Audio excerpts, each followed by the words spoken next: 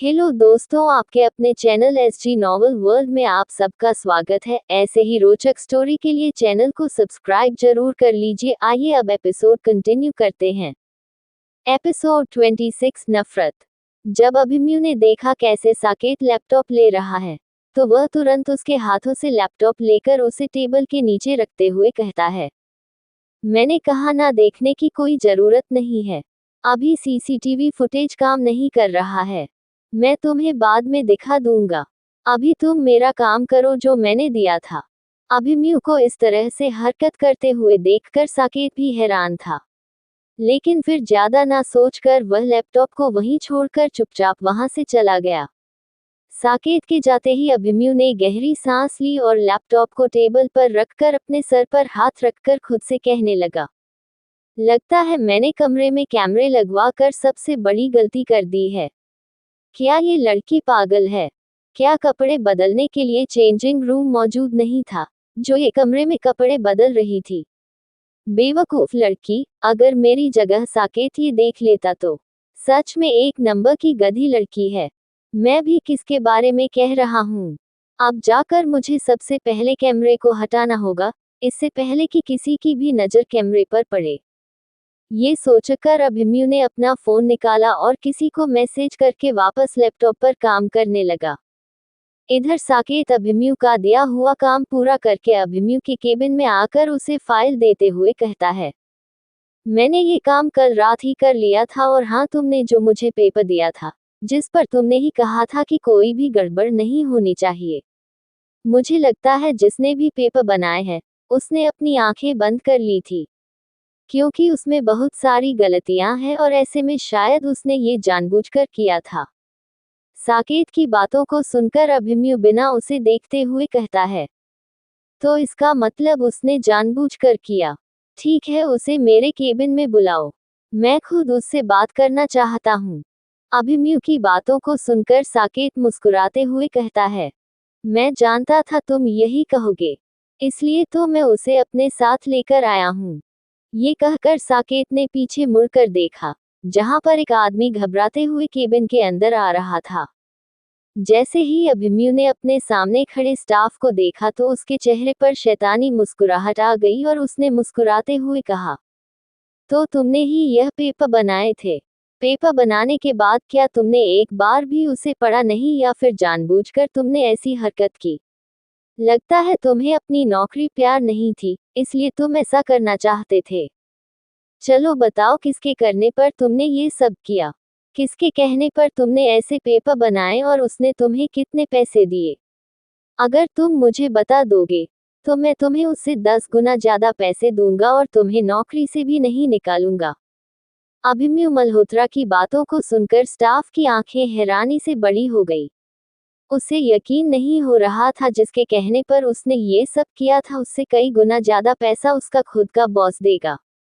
ये सोचकर वह स्टाफ बिना सोचे समझे मुस्कुराते हुए कहता है, सर मैंने ये सब मिस्टर बिरला के कहने पर किया था।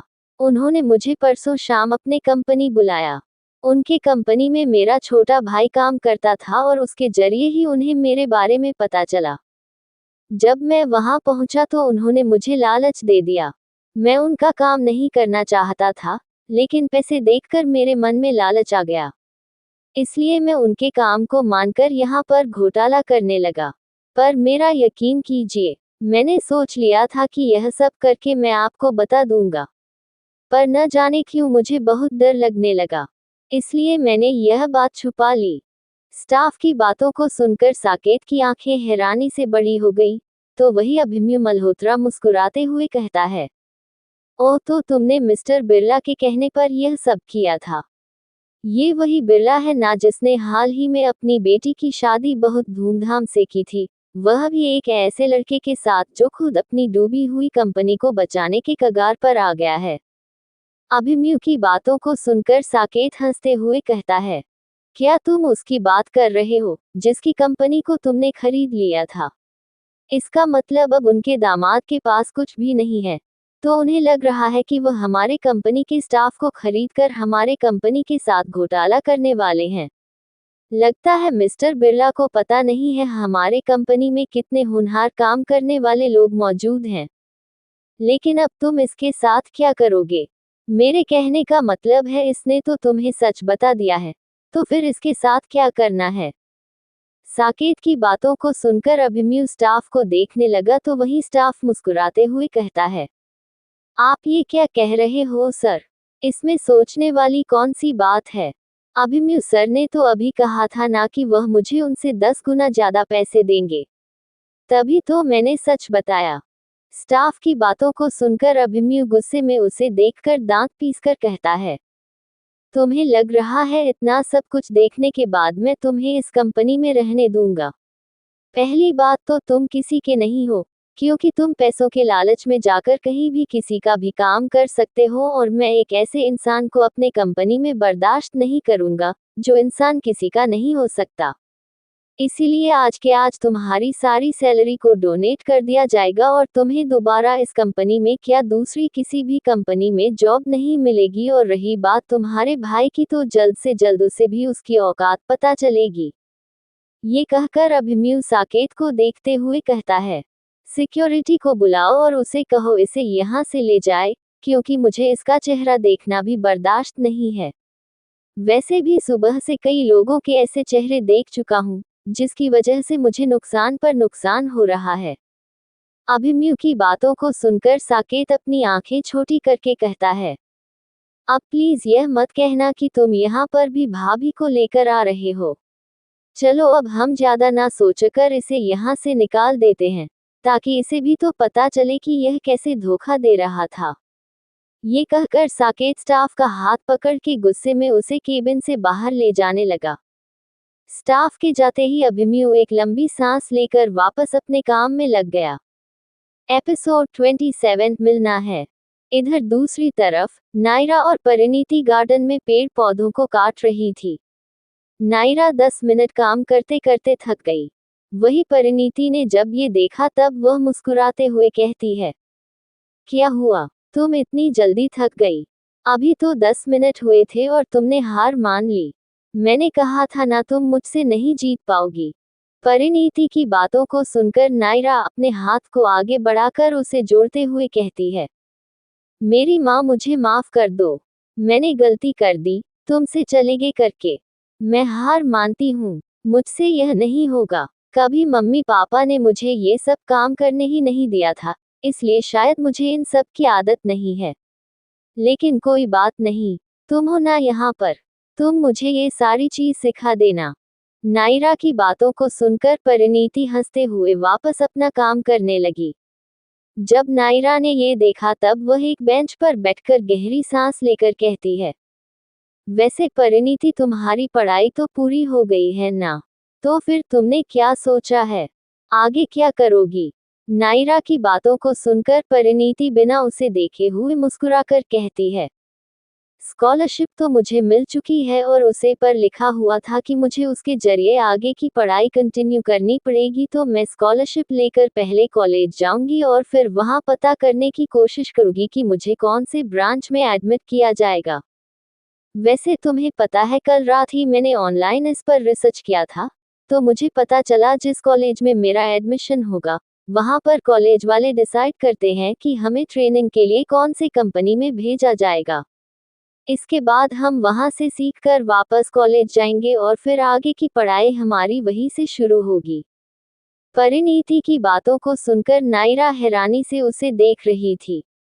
अब वह बेचारी क्या बताएगी कि परिणीति के पास जो स्कॉलरशिप थी, वह नकली स्कॉलरशिप है। ना जाने क्यों नायरा को ये सोचकर बहुत बुरा लग रहा था। वह परिणीति का दिल नहीं तोड़ना चाहती थी, ऐसे में वह चुपचाप बस उसे देख रही थी। वह दोनों ही एक दूसरे से बातें कर रहे थे कि तभी प्रेरणा मल्होत्रा अपने साथ 3 कॉफी लेकर उन दोनों के पास आकर नायरा के बगल में बैठते हुए कहती है, वैसे परिणीति मैं झूठ नहीं बोलूंगी, लेकिन तुम गार्डन का काम बहुत अच्छा करती हो। तुमने ये सब कहाँ से सीखा है? प्रेरणा मल्होत्रा की बातों को सुनकर परिणीति मुस्कुराते हुए कहती है, छोटी माँ मुझे ये सब तब सिखाया गया था जब मैं स्कूल में पढ़ाई करने जाया करती थी। वैसे तो वहाँ पर यह काम उनको ही सिखाया जाता है जो पनिशमेंट के तौर पर कुछ गलत करते हैं। लेकिन मैंने प्रिंसिपल से कहा था कि मुझे ये काम करना पसंद है और मुझे सीखना है। तब उन्होंने मुझे ये सब सिखा दिया। परिणीति की बातों को सुनकर प्रेरणा मल्होत्रा मुस्कुराते हुए कहती है, वैसे तो मैं झूठ नहीं बोलूंगी, लेकिन तुम सच में बहुत अच्छा काम करती हो। तुम खाना भी बहुत अच्छा बना लेती हो, तुम दिखने में भी बहुत प्यारी हो। एक और हमारी नायरा, जिसे बस खाना और सीरियल देखने के लिए कह दो, पूरा टाइम कमरे में पड़ी रहती है, कोई भी काम ढंग से नहीं करती है। प्रेरणा मल्होत्रा की बातों को सुनकर नायरा मुंह बनाकर कहती है, क्या छोटी माँ, आप मेरी बुराई करने आए हो? वैसे आप अपने साथ क्या लेकर आए हो? जरा मुझे भी दिखाओ। नायरा की बातों को सुनकर प्रेरणा मल्होत्रा मुस्कुराते हुए कहती है, ये देखो मैंने तुम दोनों के लिए कॉफी बनाई है। वैसे तो मुझे लगा ये कॉफी मुझे अकेली पीनी चाहिए, लेकिन फिर मैंने सोचा अकेले पीने में वह मजा नहीं है, जो मजा साथ में पीने में है। ये कहकर प्रेरणा मल्होत्रा परिणीति को देखकर कहती है, आओ परिणीति तुम भी हमारे साथ आकर कॉफी पी लो, फिर बाकी का काम कर लेना। वैसे भी तुम काफी समय से कम कर रही हो। प्रेरणा मल्होत्रा की बातों को सुनकर परिणीति अपने हाथों को पानी से धोने के बाद उसे टॉवल से साफ करके प्रेरणा मल्होत्रा के पास आ गई और फिर उनकी बनाई हुई कॉफी का कप लेकर उसे पीने लगी। कॉफी सच में बहुत ज्यादा टेस्टी थी। ये देखकर वह मुस्कुराते हुए कहती है, छोटी माँ आप बहुत अच्छी कॉफी बनाती है। परिणीति की बातों को सुनकर प्रेरणा मल्होत्रा शर्माते हुए कहती है, झूठ नहीं बोलूंगी लेकिन मुझे तारीफ सुनना बहुत पसंद है और तुम भी मेरी तारीफ कर रही हो। तुम्हें पता है तुम्हारे जो छोटे पापा हैं ना, उन्हें मेरे हाथों की कॉफी इतनी ज्यादा पसंद है कि वह दिन में 3 टाइम मुझे कॉफी बनाने के लिए कहते हैं। अभी तो वह यहाँ नहीं है, लेकिन जैसे ही आएंगे ना वह आते ही कहेंगे प्रेरणा मेरे लिए कॉफी लेते आओ। प्रेरणा मल्होत्रा की बातों को सुनकर परिणीति हंसने लगी, तो वह तीनों ही हंसी मजाक करते हुए एक दूसरे से बातें करने लगी। हंसी मजाक करते हुए कब समय निकल गया किसी को पता भी नहीं चला। कॉफी पूरी पीने के बाद प्रेरणा मल्होत्रा वहां से जाने लगी, तभी वह परिणीति को देखते हुए कहती है, तुम अब गार्डन का काम छोड़ दो। वैसे भी ज्यादा पानी में रहने पर तुम्हें सर्दी हो जाएगी। तुम हमारे साथ घर के अंदर चलो। मैं तुम्हें बहुत सारी चीज दिखाऊंगी, तुम्हें तो बहुत कुछ पता भी नहीं होगा। आज मैं तुम्हें उन सभी की तस्वीर दिखाऊंगी, जिसे तुम बिल्कुल नहीं जानती हो। प्रेरणा मल्होत्रा की बातों को सुनकर नायरा भी खुश होकर कहती है, हाँ परिणीति छोटी माँ बिल्कुल ठीक कह रही है। चलो मैं भी तुम्हें उन सब से मिलवाऊंगी, जिन्हें तुम नहीं जानती हो। ये कहकर वह परिणीति का हाथ पकड़ के उसे प्रेरणा मल्होत्रा के साथ घर के अंदर लेकर चली गई। वही परिणीति कंफ्यूज थी, आखिर आज दोनों किसे दिखाने की बात कर रहे हैं। लेकिन फिर ज्यादा ना सोचकर परिणीति उनके साथ मुस्कुराते हुए चली गई। एपिसोड 28 अभिमन्यु परिणीति भी अब तुम्हारी पत्नी है। रात का वक्त, अभिमन्यु स्टडी रूम में बैठकर किताब पढ़ रहा था। तभी साकेत फोन चलाते हुए स्टडी रूम में आया। हालांकि उसे ईमेल आया था नए प्रोजेक्ट को लेकर, जिसकी फाइल लेने के लिए वह स्टडी रूम में पहुंचा था। लेकिन अभिमन्यु को वहां देखकर साकेत ज्यादा हैरान नहीं हुआ, क्योंकि यह नॉर्मल था। वह तुरंत अभिमन्यु के पास आकर उसके बगल में बैठते हुए कहता है, क्या हुआ, आज भी तुम्हें नींद नहीं आ रही है? आखिर यह कब तक चलेगा? तुम कब तक ऐसे ही रहोगे? वह यहाँ से जा चुकी है और तुम फिर से वैसी ही गलती कर रहे हो। तुम्हें ये समझना होगा कि वह अब खत्म हो चुका है। देखो अभिमन्यु मैं ये देख रहा हूँ कि तुम्हारी जिंदगी वापस वैसे ही बनती जा रही है, जैसे पहले थी, और तुमने अपनी जिंदगी की सबसे कीमती चीज को खोया है। शायद ऐसा ना हो कि दोबारा तुम्हें वह खोना पड़े। साकेत की बातों को सुनकर अभिमन्यु गंभीर नजरों से उसे देखने लगा। अपनी किताबें को बंद करके वह एक गहरी सांस लेकर कहता है, चाहे दुनिया पलट जाए या चाहे धरती फट जाए, लेकिन अभिमन्यु मल्होत्रा उसे नहीं भूलेगा। तुम्हारे लिए ये कहना बहुत आसान होगा, लेकिन मेरे लिए उसे भूलना उससे कई गुना ज्यादा मुश्किल है। और एक बात याद रखना, जब तक मुझे उसकी कातिल का पता नहीं चल जाता है, तब तक मैं चैन से नहीं बैठूंगा। उसका कातिल खुलेआम घूम रहा है और तुम कह रहे हो कि सब कुछ भुला दिया जाए। नहीं, नहीं, अभिमन्यु मल्होत्रा अपने कातिल को तब तक नहीं छोड़ता है जब तक वो अपने नजरों के सामने उसके 36 टुकड़े नहीं कर देता। अभिमन्यु की नफरत को देखकर साकेत उसे समझाते हुए कहता है, मैं ऐसा नहीं कह रहा हूं कि तुम कातिल को भूल जाओ। मैं तो खुद चाहता हूं कि तुम्हें वह कातिल मिले जिसने उसे बेरहमी से मार दिया। लेकिन एक बात याद रखना, अब तुम्हारी जिंदगी में परिणति आ चुकी है और हो सके तो वह कातिल तुम्हारी जिंदगी फिर बर्बाद करने की कोशिश करेगा। मैं यह नहीं कह रहा हूं कि तुम परिणति से प्यार करते हो या नहीं करते हो। तुम्हारे कातिल को तो ये बात पता नहीं होगी। तुम्हारे कातिल को तो यही लगेगा ना तुम्हारी जिंदगी में परिणति है। चाहे वह तुम्हारी पत्नी हो या फिर गर्लफ्रेंड, वह तो उसे नुकसान पहुंचाएगा भी और बेचारी परिणति को यहाँ पर कुछ भी पता नहीं है। किसी ने उसे कुछ नहीं बताया है। साकेत की बातों को सुनकर अभिमन्यु की आंखें छोटी हो गई। तभी साकेत उसके कंधे पर हाथ रखकर कहता है, मैं जानता हूँ तुम उससे बहुत प्यार करते आए हो और आज भी उसी से प्यार करते हो। लेकिन अब वह इस दुनिया से जा चुकी है। वह कभी लौटकर नहीं आएगी। शायद उसने अपना दूसरा जन्म भी ले लिया होगा, पर तुम ही हो एक ऐसे इंसान जो उसे भूला नहीं रहे हो। तुम्हें नहीं लगता है कि यह सब करके तुम परिणति को भी धोखा दे रहे हो? वो जैसे भी हो आखिर है तो वह तुम्हारी पत्नी ही। साकेत की बातों को सुनकर अभिमन्यु ने अपनी आंखें बंद कर ली। कुछ देर तक शांत रहने के बाद वह ऐसे ही पड़ा रहा। जब साकेत ने ये देखा तो वह समझ गया कि इस समय अभिमन्यु से बात करने का बिल्कुल भी वक्त नहीं है। वह वहां से उठा और अपनी फाइल लेकर स्टडी रूम से बाहर चला गया।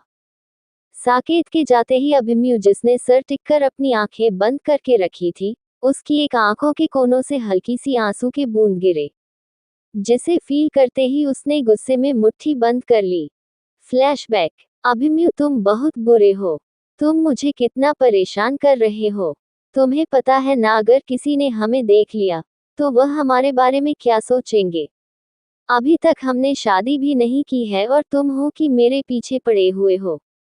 उस लड़की की शरारत भरी आवाज सुनकर अभिमन्यु गुस्से में दांत पीसकर कहता है, देखो सौम्या, मुझसे दूर भगाने की कोशिश मत करो।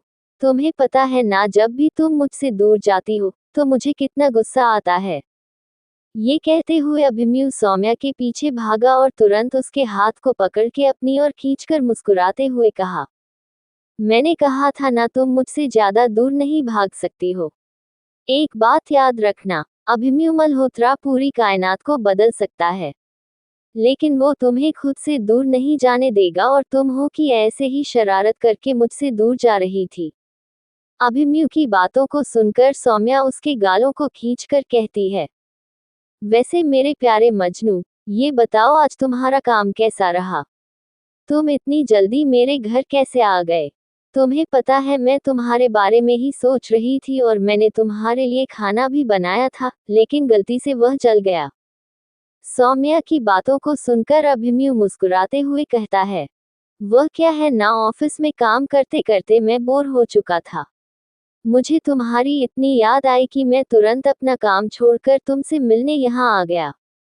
मुझे लगा था कोई तो है जो मुझे याद कर रहा है और पूरी दुनिया में तुम ही तो मेरी इकलौती हो जो सिर्फ मुझे याद कर सकती है।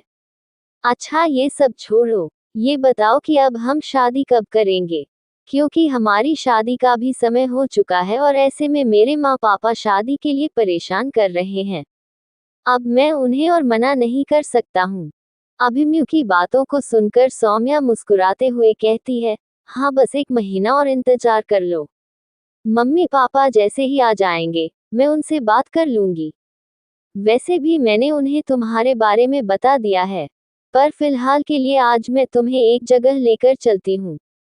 तुम्हें पता है, मैंने स्पेशली वह जगह तुम्हारे लिए बनवाई है। मैंने उसमें बहुत पैसे खर्च हुए हैं, तो उसे देखकर कोई खामियां मत निकलना, वरना गला दबाकर मैं तुम्हें वही मार दूंगी। तुम्हें पता है ना तुम्हारी सौम्या कितनी खतरनाक है। एपिसोड 29, एक दर्दनाक मौत। सौम्या की बातों को सुनकर अभिमन्यु उसके गालों पर किस करते हुए कहता है, मेरी प्यारी लैला, मुझे पता है तुम कितनी खतरनाक हो। तुम तो मेरी खरगोश हो। लेकिन अगर तुमने फालतू का पैसा बर्बाद किया होगा, तो मैं खामियां निकलूंगा।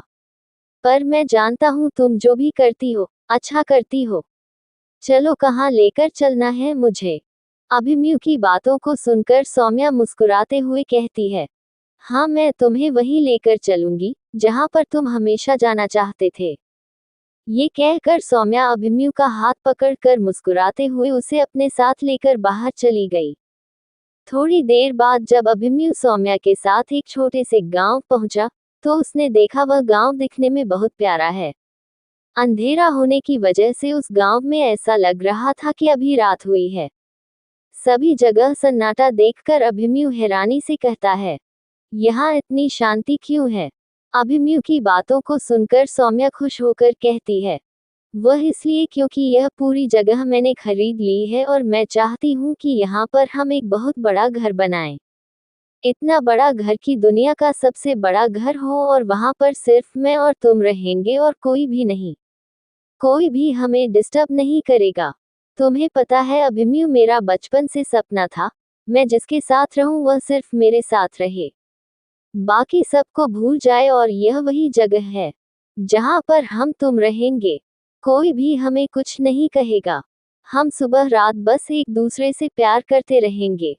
ये कहते हुए सौम्या आगे बढ़कर वह जगह अभिमन्यु को दिखाने लगी। वहीं अभिमन्यु एक जगह खड़े होकर सौम्या की बातों को सुनकर मुस्कुराए जा रहा था। आज सौम्या बहुत खुश थी और उसे खुश देखकर अभिमन्यु उससे भी ज्यादा खुश दिखाई दे रहा था। अभिमन्यु वहीं रहकर यह सब देख रहा था और उसकी बातों को सुन रहा था। लेकिन तभी अचानक से एक भयंकर आवाज सुनाई दी। अभिमन्यु ने जैसे ही अपने पीछे मुड़कर देखा, उसे वहां कुछ नजर नहीं आया। लेकिन दूसरे ही पल जैसे उसने आगे देखा तो उसकी आंखें फटी की फटी रह गई। क्योंकि सौम्या के पास कम से कम 10 नहीं 20 से भी ज्यादा लोग मौजूद थे, जिन्होंने अपने चेहरे पर मुखौटा पहन कर रखा था और उसमें से 2 आदमी के हाथों में लोहे के डंडे मौजूद थे, जिससे उन्होंने सौम्या के सर पर मारा। ये देखकर अभिमन्यु सौम्या का नाम लेकर जोर से चिल्लाया। उस वक्त अभिमन्यु सौम्या को बचाने के लिए जैसे ही आगे बढ़ा, तभी कुछ आदमियों ने अभिमन्यु को पकड़ लिया। लेकिन अभिमन्यु कोई कमजोर इंसान नहीं था। उसने बचपन से ट्रेनिंग ले रखी थी। उसने तुरंत खुद का बचाव करते हुए उन लोगों को एक ही बार में मारना शुरू कर दिया। लेकिन इधर उन लोगों ने सौम्या को इतना मारा कि बेचारी सौम्या वही जमीन पर गिर चुकी थी। सौम्या को मारने के बाद वह 20 आदमी वहां से एक पल में गायब हो चुके थे। इधर जो लोग अभिमन्यु को गुमराह करने की पूरी कोशिश कर रहे थे, वह अपने साथी को जाते हुए देखकर अभिमन्यु को वहीं छोड़कर और उसके पास एक छोटा सा लेटर छोड़कर भाग गए। अभिमन्यु ने जब अपने पैरों के नीचे गिरे हुए लेटर को देखा तो वह उसे उठाकर पढ़ने लगा, जिसमें बड़े बड़े शब्दों में लिखा हुआ था, ये तो कुछ भी नहीं है, तुम्हारे जिंदगी में जो भी आएगा उसे ऐसे ही मरना होगा। मैं तुम्हें कभी भी खुश नहीं देखूंगा। अभिमन्यु मल्होत्रा, आज तुम्हारी नजरों के सामने तुम्हारी प्रेमिका हमेशा के लिए ऊपर चली गई और तुम्हें पता भी नहीं चला। ये पढ़ते ही अभिमन्यु ने तुरंत सौम्या को देखा जो जमीन पर पड़ी हुई थी। सौम्या के पास आते ही उसने तुरंत उसे अपनी बाहों में उठाया। उसने सौम्या को काफी उठाने की कोशिश की, लेकिन सौम्या अपनी आंखें नहीं खोल रही थी।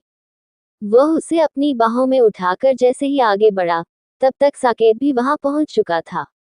साकेत अभिमन्यु के जीपीएस को ट्रेस करके उसके पास पहुंचा था।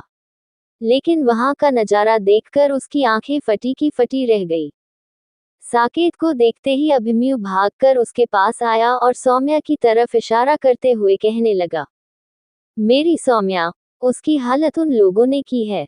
अगर मेरी सौम्या को कुछ भी हुआ तो मैं उन लोगों को नहीं छोड़ूंगा।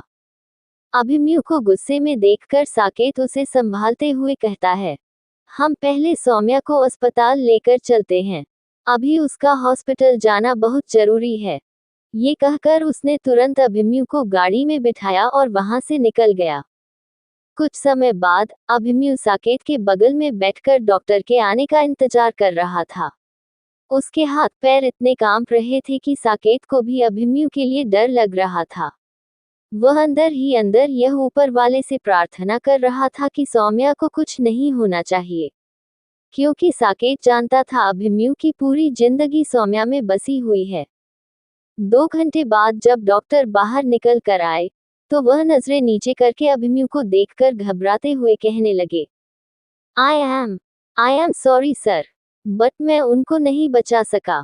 डॉक्टर का इतना ही तो कहना था कि तभी अभिमन्यु ने गुस्से में डॉक्टर पर हाथ उठाया और उसके कॉलर को पकड़ के चिल्लाते हुए कहा, तुम्हारे मुंह से ऐसे शब्द निकल भी कैसे सकते हैं? मेरी सौम्या को कुछ भी नहीं हो सकता है, और अगर उसे कुछ भी हुआ ना तो उसके जिम्मेदार सिर्फ तुम होगे। जाओ बड़े से बड़े डॉक्टर को बुलाओ, लेकिन उसका इलाज करो। मुझे वह सही सलामत चाहिए। अभिमन्यु को इस हालत में देखकर डॉक्टर साकेत को देखते हुए कहता है, मैं सच कह रहा हूँ, वह नहीं रही और हमने उन्हें पूरी तरह से बचाने की कोशिश की थी, पर उनके सर पर इतने ज्यादा वार हुआ कि वह उसी समय मर चुकी थी, और हम फिर भी अपनी तरफ से पूरी कोशिश कर रहे थे। अब हम इसमें कुछ नहीं कर सकते हैं। आप चाहे तो बड़े से बड़े अस्पताल लेकर चले जाए, लेकिन इनका इलाज कहीं नहीं होगा, क्योंकि यह मर चुकी है। डॉक्टर का इतना कहना था कि तभी अभिमन्यु गुस्से में दोबारा डॉक्टर पर चिल्ला उठाया। तभी साकेत अभिमन्यु को पकड़ के उसे अपनी तरफ खींचकर उसे संभालने की कोशिश करने लगा। डॉक्टर इतना डर गया था कि वह तुरंत वहां से चला गया। एपिसोड 30 अभिमन्यु ने परिणीति पर फेंका पानी। डॉक्टर के जाते ही साकेत अभिमन्यु को संभालते हुए कहा, अभिमन्यु खुद के गुस्से को शांत करो। अगर तुम टूट जाओगे तो अपने कातिलों का बदला कैसे लोगे? क्या तुम सौम्या के कातिल को ऐसे ही छोड़ना चाहते हो? देखो, तुम्हें पहले खुद को शांत करना होगा, क्योंकि वह इंसान अभी भी तुम्हें देख रहा होगा। तुम्हें कमजोर नहीं पड़ना है। तुम सुन रहे हो ना अभिमन्यु? तुम्हें कमजोर नहीं पड़ना है। साकेत की बातों को सुनकर अभिमन्यु ने गुस्से में उसे देखा, लेकिन उसकी आंखों में आंसू आने लगे और वह कसकर उसे गले लगाकर रोने लगा। वह सौम्या से बहुत प्यार करता था, इतना प्यार कि वह अपनी सारी खुशियां कुर्बान करने के लिए तैयार था। लेकिन आज उसकी वह खुशियां ही हमेशा के लिए खत्म हो गई थी। वह जिसके लिए मुस्कुराता था, अब वह उसकी जिंदगी में नहीं थी। ये सब सोचते सोचते उसने अपनी आंखें बंद कर ली। Flashback and. इन सभी यादों को याद करके अभिमन्यु ने अपनी आंखें खोली और अपने कोने के आंसुओं को साफ करके एक गहरी सांस ली। अब उसकी आंखों में आग से भी ज्यादा गुस्सा दिखाई दे रहा था। ऐसा लग रहा था जैसे अगर वह कातिल उसे मिल गया तो वह इसी समय उसके 36 टुकड़े करके रख देगा। उसने वह गुस्से में मुट्ठी दबाया और कमरे से बाहर निकल गया। स्टडी रूम से निकलते ही वह जैसे ही अपने कमरे की ओर जा रहा था, तभी उसे अचानक से एक बहुत अच्छी खुशबू आई। उसने नीचे की ओर देखा तो हॉल में कोई भी नहीं था, लेकिन तभी किचन से बर्तन के गिरने की आवाज सुनाई दी। वह तुरंत नीचे की ओर गया और किचन के पास आ गया। उसने किचन के पास आकर देखा तो परिणीति वहां पर कुछ बना रही थी। परिणीति का चेहरा डिम लाइट में बहुत ज्यादा प्यारा लग रहा था। अगर कोई उसे देख ले तो अपनी नजर उस पर से कभी न हटा पाए। अभिमन्यु जो पहले से बहुत गुस्से में था, परिणीति के चेहरे को देखते ही अचानक से उसका गुस्सा एक पल में गायब हो गया और इसका एहसास उसे खुद भी नहीं था। परिणीति अपने लिए नूडल्स बना रही थी। उसे रात को अचानक भूख लग गई थी और जब वह किचन में अपने लिए खाना लेने आई तो उसे खाना नहीं मिला। ऐसे में उसे समझ नहीं आया क्या बनाया जाए। तभी उसने नूडल्स के पैकेट देखे जो छोटे से बॉक्स में बहुत सारा भर के रखे हुए थे। हालांकि नूडल्स के डब्बे बहुत पुराने थे, लेकिन परिणीति ने एक बार भी उसकी एक्सपायरी डेट नहीं देखी थी। वह अपने मन से उसे बनाने लगी। वही अभिमन्यु काफी समय तक परिणीति को देखता ही रह गया, लेकिन जैसे ही उसने टेबल पर रखे हुए नूडल्स के बॉक्स को देखा, उसकी आंखें छोटी हो गई और वह तुरंत किचन में आकर नूडल्स के बॉक्स को लेकर उसे देखने लगा। जितनी बार वह नूडल्स के बॉक्स को देख रहा था, उतनी ही बार वह गुस्से में डब्बे को मरोड़ भी रहा था। उसने गुस्से में डब्बे को नीचे फेंका और परिणीति के बाजू को पकड़ के चिल्लाते हुए कहा, तुम्हारी हिम्मत कैसे हुई इन सभी नूडल्स को बाहर निकालने की? तुमने किससे पूछकर यह किया? बताओ किसने कहा था तुम्हें ये निकालने के लिए? अचानक से अभिमन्यु को सामने देखकर परिणीति पहले से ही हैरान थी, लेकिन उसकी बातों को सुनकर वह और ज्यादा हैरान हो गई। वह घबरा चुकी थी। घबराहट के मारे उसके हाथ पैर कांप रहे थे, लेकिन अभिमन्यु को इन सब से कोई फर्क नहीं पड़ा। वह तो बस ये सोचकर गुस्से में था कि आखिर उसके और सौम्या के फेवरेट नूडल्स को बाहर क्यों निकाला गया। उसने सालों तक उसे संभाल कर रखा था और पूरे परिवार में भी सभी को कह दिया था कि वह नूडल्स बाहर नहीं निकलने चाहिए। ये याद करते ही अभिमन्यु ने गुस्से में परिणीति को धक्का दिया।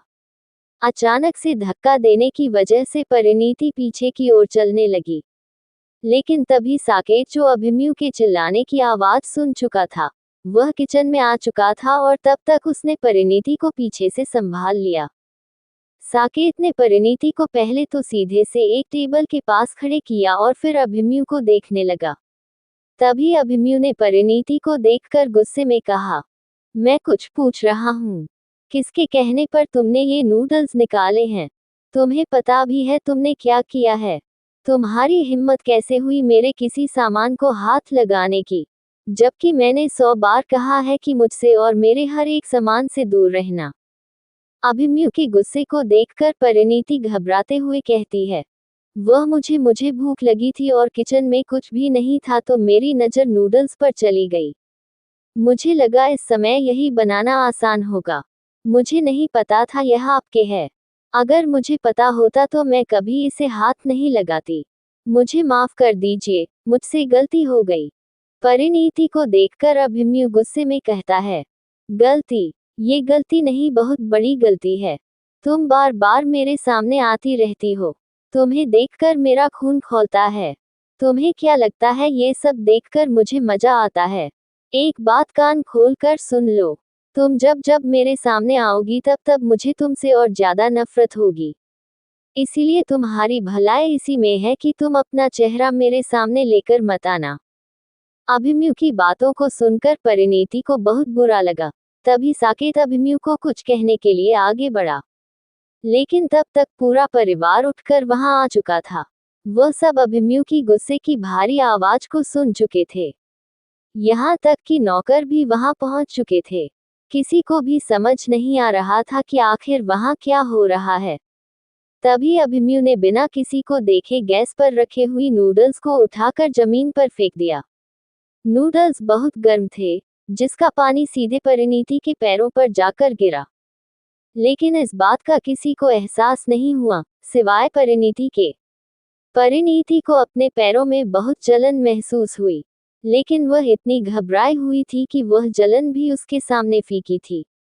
तभी आकृति मल्होत्रा अभिमन्यु के सामने आकर कहती है, ये तुम क्या कर रहे हो? तुम्हें हुआ क्या है और तुम इस तरह से बर्तन क्यों फेंक रहे हो? अपनी मां को सामने देखकर अभिमन्यु ने गुस्से में उन्हें देखा और चुपचाप वहां से चला गया। अभिमन्यु को इस तरह से जाते हुए देखकर सभी की नजर साकेत और परिणीति पर चली गई। तभी साकेत ने उन लोगों को देखते हुए कहा, परिणीति ने अभिमन्यु के नूडल्स निकाल लिए थे और ये देखकर अभिमन्यु को गुस्सा आ गया। बस इसी पर वह परिणीति पर चिल्लाने लगा, आप लोग उसकी फिक्र मत कीजिए, मैं उससे बात करता हूँ। आप लोगों तब तक परिणीति को संभालिए। इतना कहकर साकेत वहां से चला गया। साकेत के जाते ही परिणीति अपने आंसुओं को छुपाकर उन लोगों को देखते हुए कहती है, मैं बिल्कुल ठीक हूँ। मुझे नहीं पता था वह उनके नूडल्स है, इसलिए मैंने बना लिए। मैं अगली बार से हर एक चीज पूछकर करूंगी। मुझे माफ कर दीजिए। ये कहकर परिणीति अपने दर्द को छुपाकर किचन से बाहर चली गई। जब वह बाहर जा रही थी, तब इवान ने उसके पैरों को देख लिया था और वह एक डॉक्टर होने के नाते ये समझ चुका था कि परिणीति जरूर अपने दर्द को छुपा रही है। परिणीति की बातों को सुनने के बाद सभी परिवार वाले एक दूसरे को देखने लगे। तभी प्रेरणा मल्होत्रा ने कहा, झूठ नहीं बोलूंगी, लेकिन अभिमन्यु को इस तरह से तमाशा नहीं करना चाहिए था। हर बार वह जाकर परिणीति को सुनाता रहता है। खैर, अब हमें सोने चलना चाहिए। वैसे भी हमारे नींद तो आधी खराब हो ही गई है। ये कहकर प्रेरणा मल्होत्रा वहां से चली गई। प्रेरणा मल्होत्रा के जाते ही बाकी सभी वहां से चले गए। नायरा को परिणीति के लिए बुरा तो लग रहा था, लेकिन वह जानती थी कि इस समय परिणीति के पास जाना सही नहीं होगा। इधर इवान उन सब के जाते ही परिणीति के पास चला गया। पहले तो उसे लगा परिणीति शायद हॉल में होगी, लेकिन परिणीति हॉल में नहीं बल्कि गार्डन में थी। जब वह गार्डन में पहुंचा तो उसने देखा परिणीति एक छोटे से पौधे के नीचे बैठकर रोए जा रही है। उसे इस तरह से रोते हुए देखकर इवान उसके पास आया और उसके कंधों पर हाथ रखकर कहने लगा, क्या भाई की वजह से आपको बुरा लग रहा है? इवान की आवाज सुनते ही परिणीति ने तुरंत अपना चेहरा उठाया। इवान ने देखा परिणीति की आंखें आंसुओं से भीग चुकी है। वह तुरंत अपना रुमाल लेकर उसके आंसुओं को साफ करते हुए कहता है, भाभी मैं जानता हूँ अभिमन्यु जो कर रहा है वह शायद गलत है, लेकिन प्लीज आप उसकी बातों का बुरा मत मानिए। वह इस समय इन सब चीजों को एक्सेप्ट नहीं कर रहा है, इसीलिए वह ऐसी हरकत कर रहा है। लेकिन मैं उसे बहुत अच्छे से जानता हूँ, वह पहले ऐसा नहीं था। इवान की बातों को सुनकर परिणीति घबराते हुए कहती है, मैं सच कह रही हूँ, मुझे नहीं पता था वह नूडल्स उनके हैं।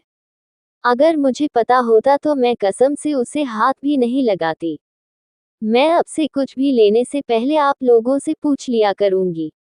मैं नहीं चाहती हूँ कि दोबारा मुझ पर किसी चीज का इल्जाम लगे। परिणीति की बातों को सुनकर इवान मुस्कुराते हुए कहती है, नहीं भाभी आपको ये सब करने की कोई जरूरत नहीं है, और वैसे भी वह नूडल्स एक्सपायर हो गए थे। अच्छा हुआ आपने नहीं खाए।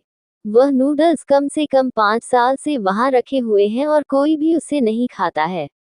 शायद अभिमन्यु भाई ने गलत तरीके से आपको रोका है, लेकिन उन्होंने आपकी तबीयत बिगड़ने से रोका है तो आपको बुरा नहीं मानना चाहिए।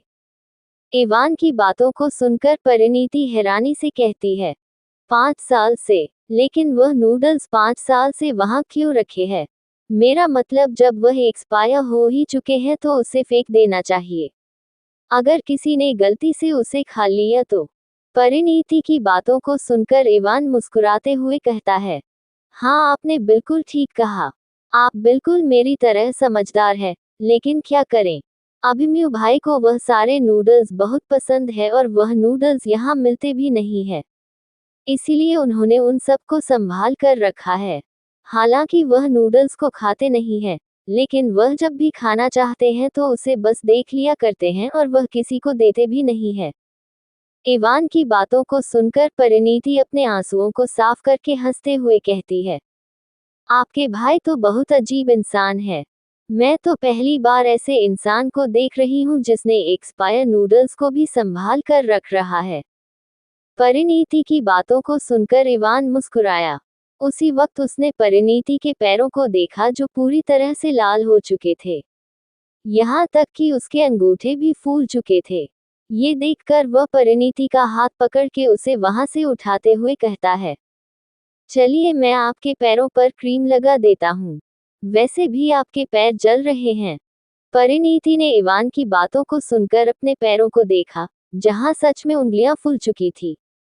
ऐसे में वह इवान को देखते हुए कहने लगी, नहीं मैं बिल्कुल ठीक हूँ, वह हल्की सी चोट है, कल तक ठीक हो जाएगी और मेरे पास दवाई है, मैं उसे लगा लूंगी। आपको तकलीफ करने की कोई जरूरत नहीं है, आप कमरे में जाकर आराम कीजिए, वैसे भी मेरी वजह से आप सबकी नींद खराब हो गई।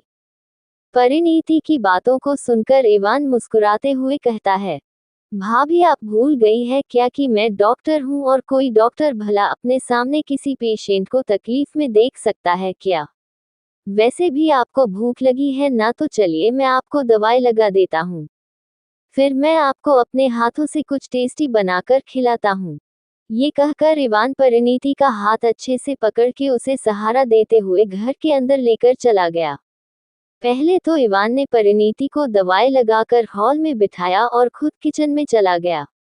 जब परिणीति ने ये देखा तो वह खुद में ही सोचने लगी, उन दोनों भाई में कितना अंतर है, एक इतना शांत तो दूसरा शैतान।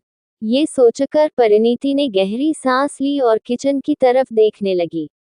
बाकी का नेक्स्ट एपिसोड नेक्स्ट पार्ट में कवर करेंगे। कहानी को लाइक शेयर कमेंट जरूर करें और प्लीज लाइक भी जरूर करें। Thank you.